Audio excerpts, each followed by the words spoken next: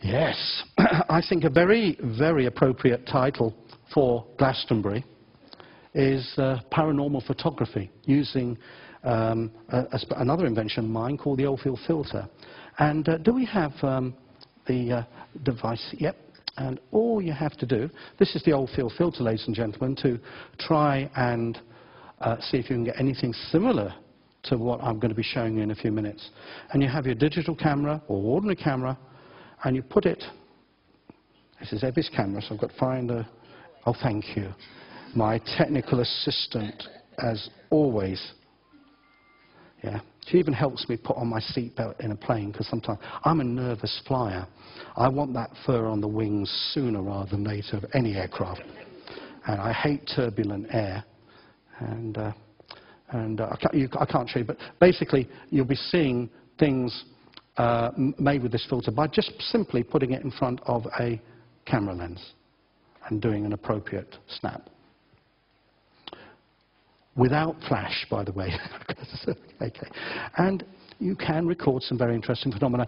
Right, the phantom leaf effect, which you remember before. I think we'll move on. So we're taking it further to where if you remove the whole human being, is what I'm trying to say, you will get something left behind, an energy remnant. Even if that physical body is completely destroyed, there is something left behind. Okay.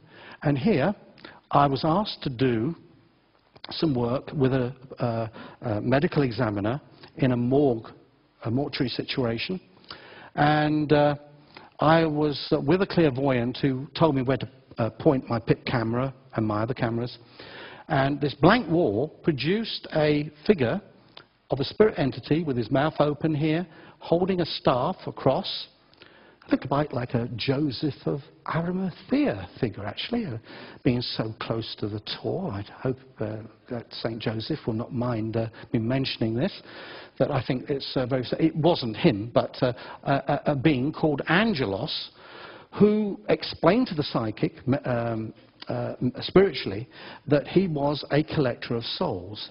Because when people are in a discorporated situation suddenly, especially young people, they are confused. For example, on a battlefield, a soul collector will be sent in a uniform or with a rallying flag or light to bring these young souls across into the light. This is what this figure, this spiritual entity, was explaining to the lady medium I was with. Okay? Then I went looking for other forms of energetic presences, especially in haunted areas. This is a shrouded figure that I came in Yorkshire. There she is, this shrouded figure here, draped over a tombstone. I better tell you how I got there. Can you see also this mausoleum in the background here? Yeah? And this statue and that thing, that doesn't exist as well. As well as the ghost, it doesn't exist in this world. It's from another century.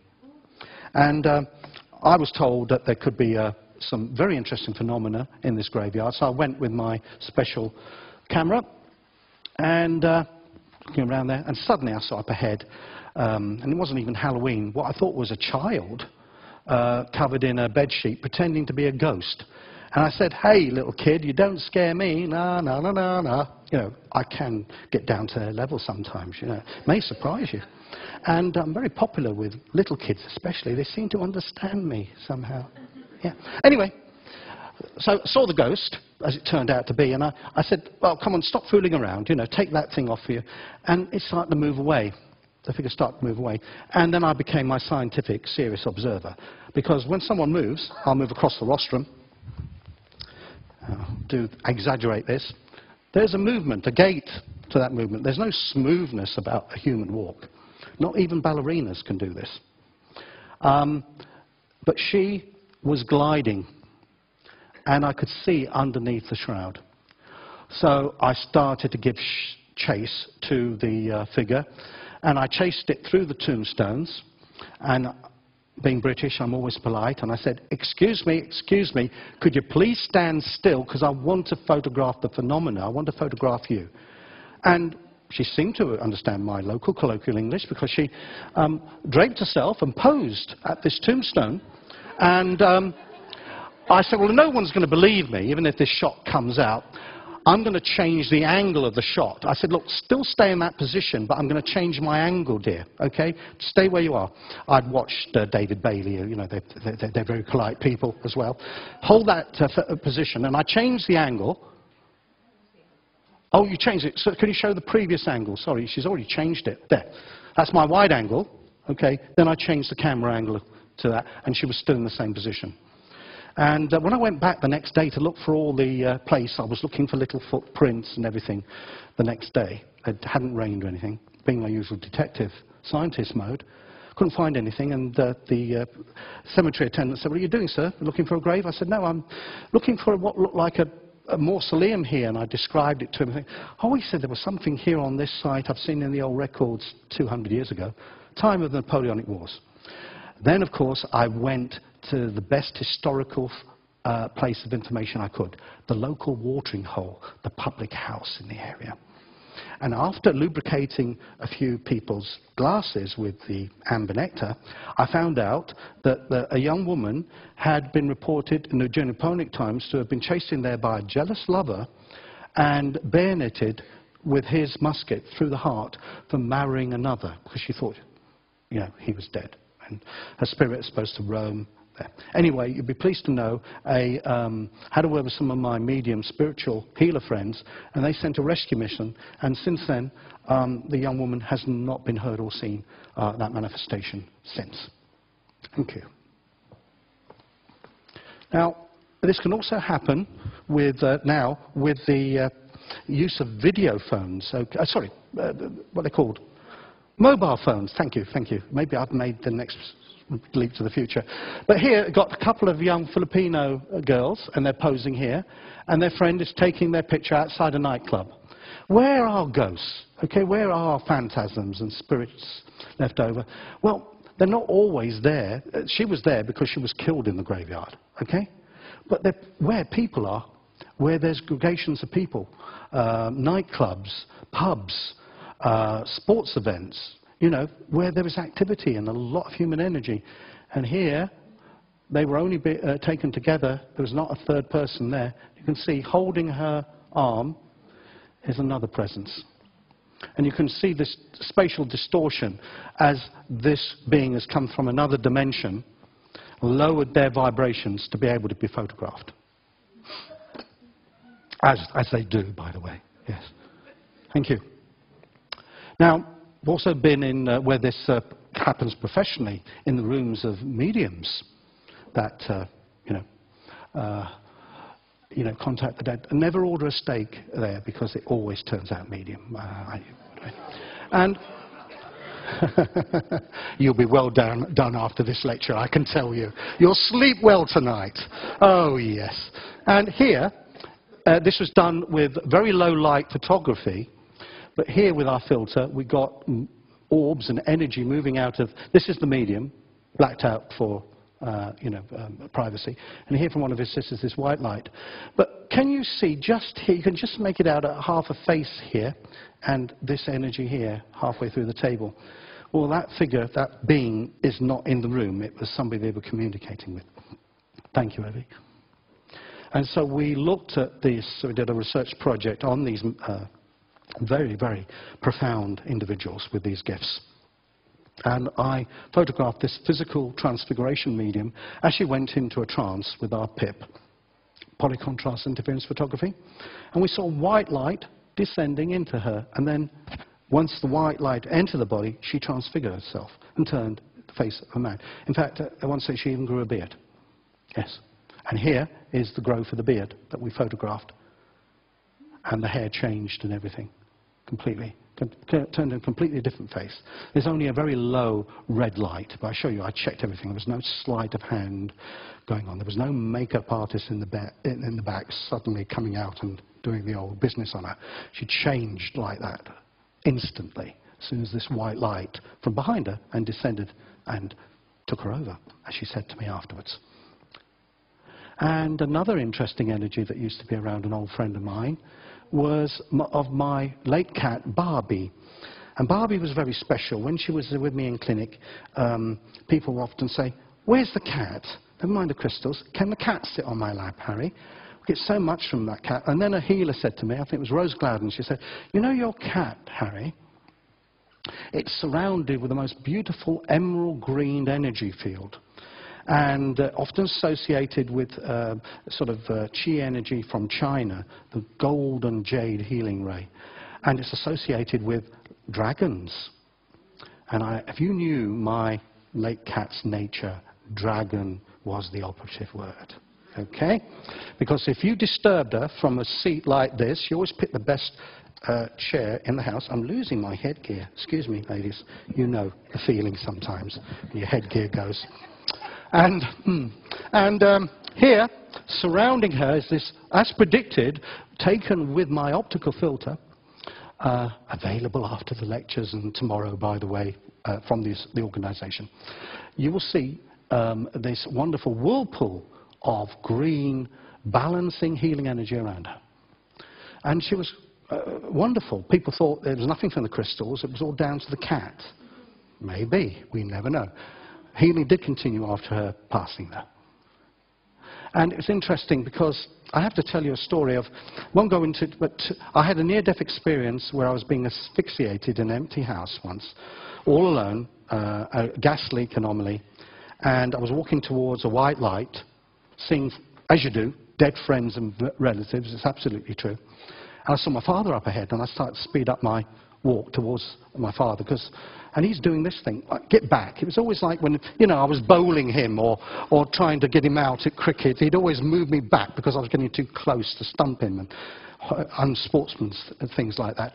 And I said, what are you doing? I want to have a word with you. You know, a few things I want to talk to you about. And this is in this dream. I'm walking towards this white light, and suddenly I hear meow, meow, meow, meow, meow, meow, meow, meow. And, you know, she was half Siamese, Barbie. Okay, and it was a caterwauling that would wake the dead, and in this case it woke the half dead. That was me. And I suddenly woke up in my armchair from nowhere in the middle of the night, early hours of the morning, and I couldn't get up from it. I was dizzy. I was looking for my dead cat Barbie. She died 2 years previously, and there was an enormous leak going on in the house. And I called the emergency services, etc. And he was making out his report, the gaffer, and he said, excuse me, sir, but you know, how did you discover the leak occurring in the residence we've just been... I said, well, I was asleep in the house and something woke me up. I didn't tell any lies, never tell any lies. And he looked at me most strangely. He said, well, I'm glad, Governor, that something woke you up, because if there hadn't, you would have woken up certainly dead in the morning. And I'm telling this story in America. This is getting to the crescendo here. I'm telling this story in America to the Americans, and they like a good story there, by the way. You know, look at their last president, you know. Got to have my little dig around the bush, you understand. Beat around the bush.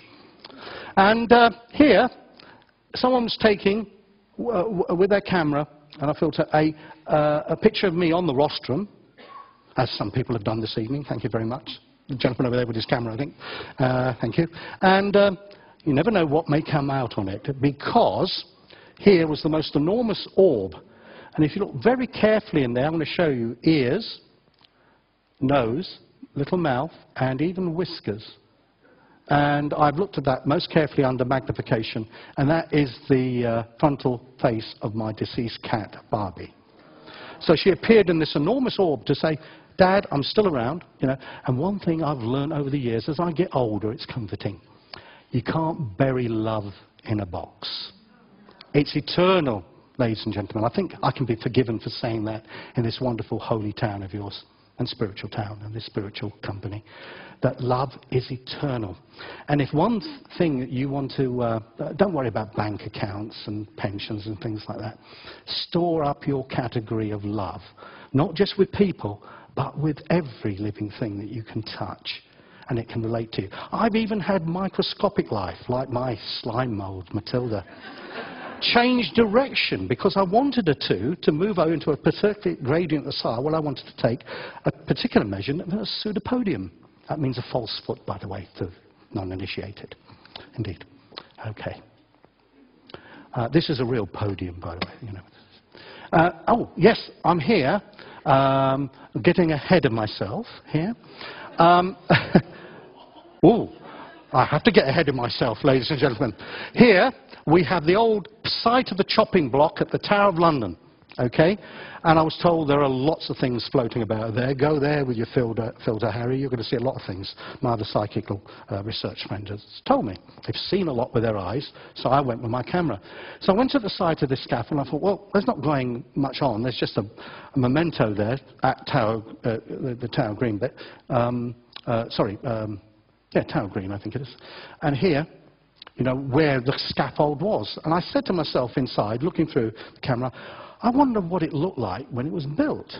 Now, as soon as I put that out to the universe, an answer came back in energy. Because there's the site, and of course, usually I've turned my camera to a different angle to get another aspect ratio. A post appears. Not of a person, a phantasm of a post. Okay? And I thought, oh, it can't be. I've got to get this photographed at a higher angle. So I raced across the courtyard and suddenly realized I was being chased by a group of Japanese tourists, probably wanting to know where this eccentric Englishman was going with his camera. So I was running up the tower steps and popping my camera against the window, which they're all behind me, trying to take pictures without my filter, by the way. Nothing would show up. You know. Anyway, I had my filter there, and here is the energy field of the scaffold where royalty and nobility had scaffolds built for them, knew every time their heads were going to be removed in the usual British way. Most politely, because it was done by English executioners, of course.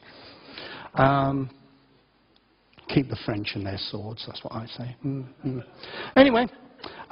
Historians amongst you, take note. Shall I go on? Yes, indeed. Anyway, here, stop, she says, right. Here we've got the scaffold and the energy that was descending from higher realms into the ground there around the enclosure.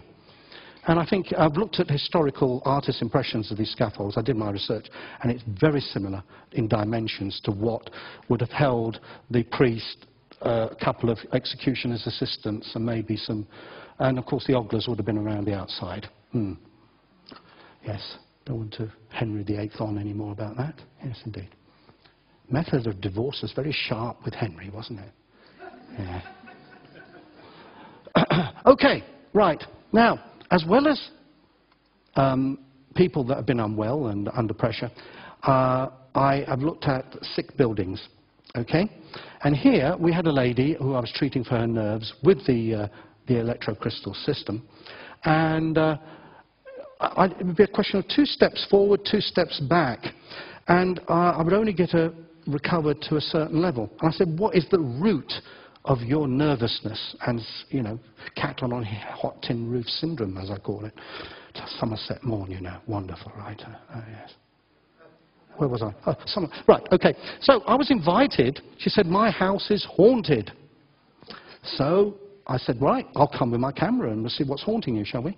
Please do, please do. So I turned up, and she says, when I sit down in the evenings in this settee, this is our office there, and it's all scrunched up. No one could stand here, by the way, I'm telling you that now. She said, out of nowhere, I feel a cool breeze coming from my right, and an invisible hand, I feel, will grab me. Oh, I said, that's not very nice. So let's see if I can. She said, yeah, I will see. So I had my camera there with my lens, and as you can see, the invisible hand turned up, grabbed her, she screamed and ran out of the room. Right, I thought, you so-and-so. You know, disturbing a lovely English lady like this in her Tudor home, I'll sort you out. This is what I said to myself.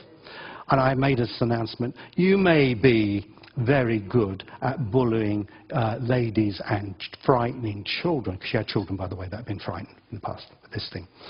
But try and scare me. Mistake. Don't do this. Because this is what happened. We saw this monk-like figure against the white wall appear. When I challenged it, and I went closer, snapping away, and I got too close, and I felt this invisible punch go into my stomach. Into my stomach, ladies and gentlemen. Now, I did what any brave Englishman would do. I've said this in Australia, and they respected me for it. I screamed, dropped the camera, and ran to find the lady of the house. who immediately, in the good old English tradition, made me a fine cup of English tea. Being suitably brave again, we went in to face the entity once more. And this time she said, well, you probably antagonized it. Try and be more polite, Harry. And I said, right, excuse me. I said, whoever's here, we want to find out more about what's worrying you and what you're doing to disturb this family. Can you please show yourself, please, please, in your true form? And I apologize for what happened earlier. You must apologize, being British, always. Even when you haven't done anything wrong. I find it helps, especially when you're in America. Okay, and as you can see, the discarnate entity fully manifested. Now, I have to tell you, it's very low light, okay, too much light disturbs. But here, we can make out the face of a young youth with long hair, we believe, a waistcoat, frilled sleeves, and hands moving. I'm sorry about the lights being here, they're losing contrast a little bit on the screen. But lights coming up like this as if to say, go no further, come no further close to me with that infernal device. And I later found out from mediums they were meaning the camera. I was seen as a one-eyed monster with my Nikon F reflex camera. Beautiful camera. One of the best cameras ever made. Of course, there's the Hasselblad 500 CM, which... Yeah, I'll carry on. Anyway, you need a good camera. Now, with digitals, you can get even further and more sensitivity with the lower ASA levels. I was using something like 800 ASA film in these days. But there's the film, hands coming up to say, come no further. And we backed off. And then I said, well, later on another day, I said, where else do you get these manifestations? You see things and feel things. She said, upstairs in the drawing room. There's a long settee. Against that are mirrors which reflect into the room.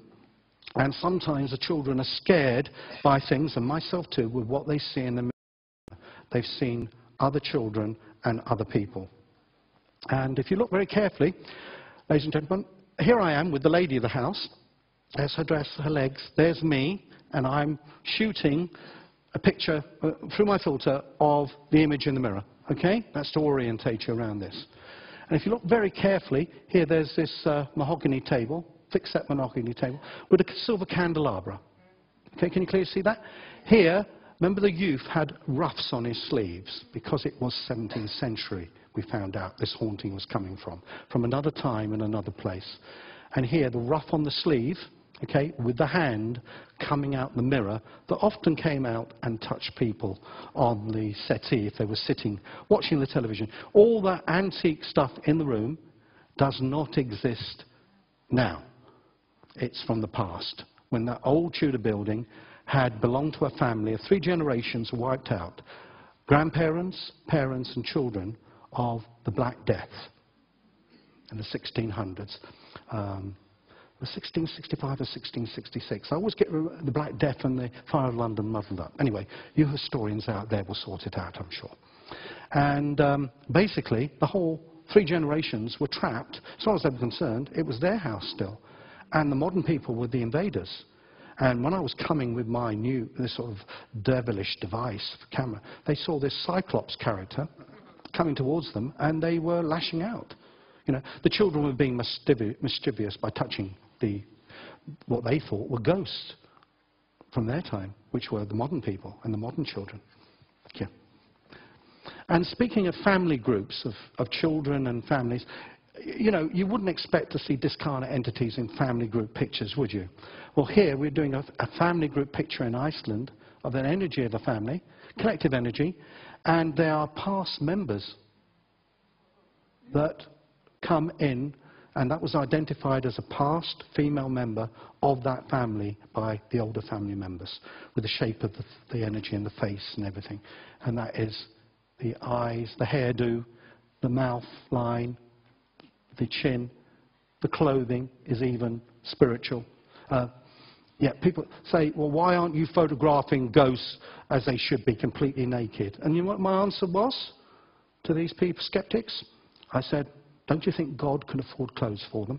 Actually, it wasn't original. Joan of Arc said that to the British inquisitors and of the church when she was being questioned about her voices and her angels. They were clothed. Okay? By the way, this grey suit I particularly disturbed the Americans with, because they say, why are you British so drab and formal? I said, well, you're joking, aren't you? I was coming to America. Check out the lining. In particular with golfers, it gets up their nose. I love it.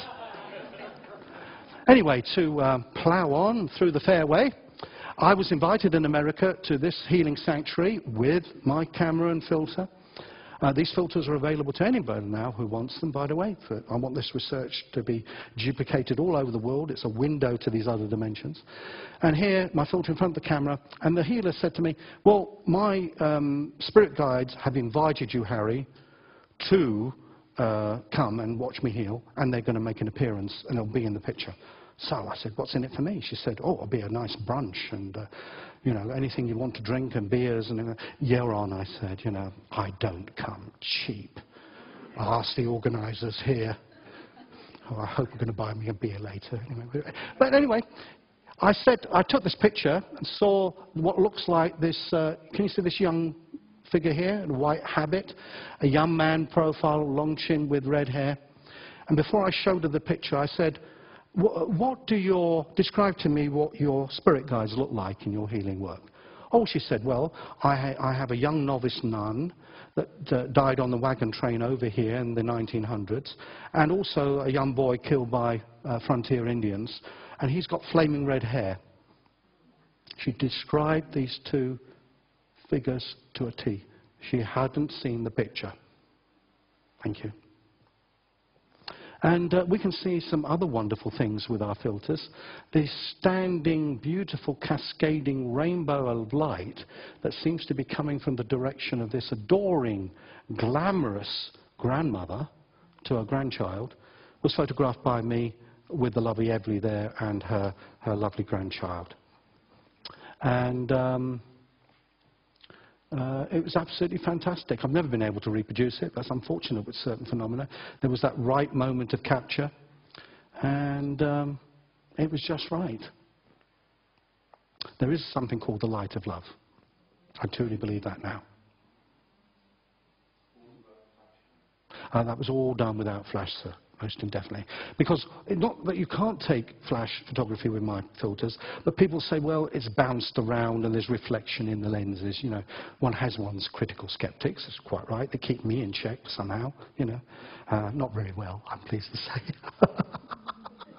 I'm no orthodox scientist, by the way. I'm too fringe, I'm too out on the limb.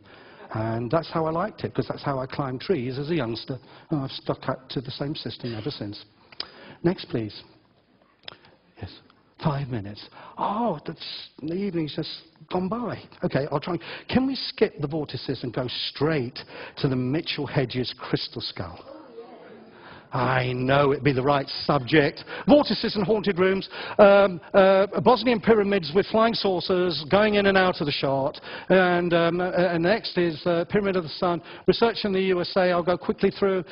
Here I am, and the night before I was in the spirit with this young man here who held up with the Jack Daniels better than I did. Here at the Monroe Institute we have the Faraday cage where I did all these experiments, operating, looking at a contact with the other side in the Faraday cage.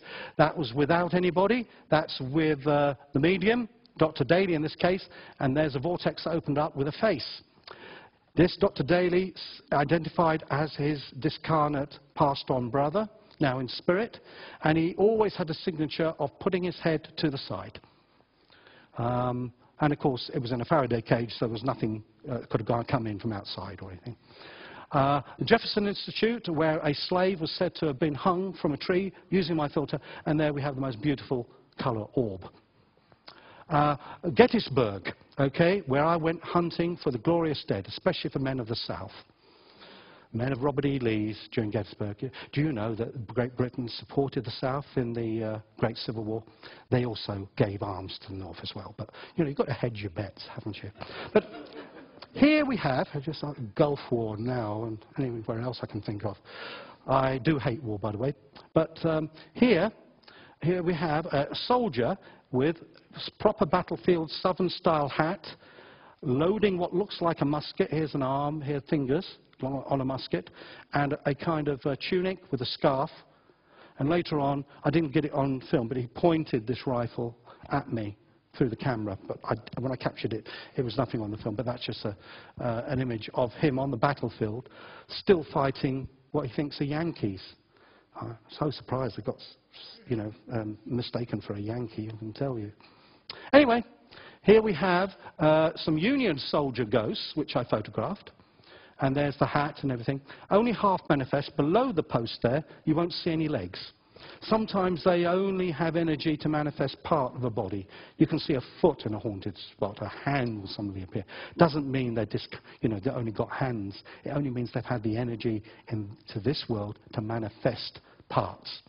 And, I seem to attract the attention of UFO flying vehicles whenever I'm doing a lot of this work. And they're flying in the sky there during this video. I hope they're learning a lot anyway. There they are. There's it's completely blue sky. Nothing there to be seen. But what my PIP system does is able to see phase changes in light. And things that are cloaked and invisible can become visible. Okay. Thank you, Evie. And here we have a haunted church in Rochester, New York, figure on the stairs in an envelope of light and some orbs there. Okay. There's the lovely Evie next to the haunted piano. I wasn't going to go near a haunted piano where things are said to happen. So send the girl in is my advice, the gentleman, send the younger person in to take the shot. And then I took the shot and she started to disappear in the shot. In fact, here is Dr. Claude Swanson, one of America's top physicists who befriended me, and I befriended him. We've swapped real way out theories on physics, by the way. You lot are really not here, quantum physical wave formations and things. Okay. But anyway, as you can see, with the oil filter, the good doctor's not there either. He's lost his head.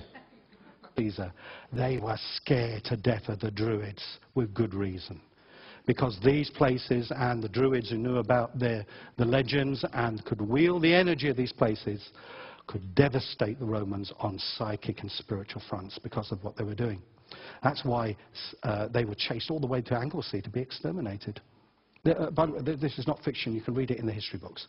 And the recordings of Tacitus said that they observed, Roman soldiers observed Druids walking through solid stones. Walking through stones, ladies and gentlemen. Now, I didn't believe that fairy story, I thought, until I saw this. Okay. Here we have a vortex of energies that we photographed over the standing stones at Stonehenge. And, by the way, the sun's not up there. These beams of light were somehow forming a pyramid of energy. The sun is way over here. It's morning. That's the noonday position. Those are not beams of light from the sun. They're from somewhere else, invisible. Then I switched to a different filter, and then I saw the pyramid. Here we are. And it transects and goes into the stones. Anyone doing research at Stonehenge, especially connected with Druid tradition, I hope they'll find this useful. And I will share certain pictures with them to prove any spiritual points they may have. And here we have vortices coming between stones, going up. And here we have this configuration, like an early physics cyclotron, like a collider.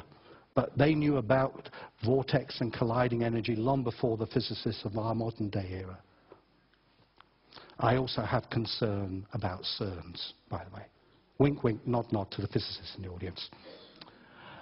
Right, the Mitchell Hedge crystal, and yes, I know, well, 5 more minutes only left, according to my, thought I'd try it, Andy. Sorry, I thought I'd try it. Okay, here we have vortex of energy moving around the Mitchell Hedge crystal skull. Okay, and actually, I've got too close to this thing. You see the pixelation? That was before my camera was burned out. The microchip was completely sizzled by it. I'm glad nothing else of mine was sizzled. You'd be pleased to know. Anyway, there's a circular vortex of energy. Oh, I've actually run out of laser energy. Energize. And it's going around here. These black particles of particulate energy are circulating in a vortex. Next one, please. I also observed a meditation with the skull later that evening, and I noticed, when using the same filter on my system, that the people who were enjoying the meditation with the skull were also being infiltrated with this particulate energy. By the way, you'll see some people there that are not taking part in the meditation, and those particles of energy are not entering them. Oh, people say, what does this all mean? And I absolutely, emphatically and frankly say, I don't know at the moment. Okay? I'll probably spend the rest of my life trying to find out what I saw. And here, I was very, very privileged. This is the last video footage, by the way. Everyone will be pleased to know, I'm sure, of the skull on a table with the owner, and he's going to do a cleansing. Now, as he was getting ready for the cleansing, another energy field, like another skull, appeared under this table, and it filled with white light. Later, this white light went to the skull, which he was cleansing after lots of people have filed past it and after the meditation. This white light comes into the skull and then eventually into him. And he actually turns, Bill, turns into a being of white light. I kid you not, ladies and gentlemen, you're going to see it. Here we are. Here's the white light now coming into the plinth on which the crystal is. You see all these patterns of energy? Well, I've seen patterns like that before in a real human head, okay? That looks like, to me, like a movement of living brain energy. And even eyes, can you see? And even like a mouth. But this is a crystal skull, okay? There's not a real head on there. But he knows there's a being that enters this skull to communicate and heal with him. And this white light from the skull goes up and up and up. Halfway through, and we start to see his solar plexus start to energize in a moment as it receives white light. He'd been so depleted, he told me, with so many things that I think this was helping to energize him. This cleansing process of the skull actually is reciprocated to him. There's the solar plexus chakra, okay, suddenly appearing from him. His hands are always, and then suddenly the white light increases. And then I suddenly see white light appearing in his head. It's traveling up his body. And then, like you saw from the crystal there, the burst of white light out of it, this was the burst of white light energy inside himself. There we are, ladies and gentlemen. Well, Glastonbury, I hope I've been able to keep you entertained for the very long evening. I really do appreciate your great patience in my wonderful investigation into my and your invisible universe. Thank you.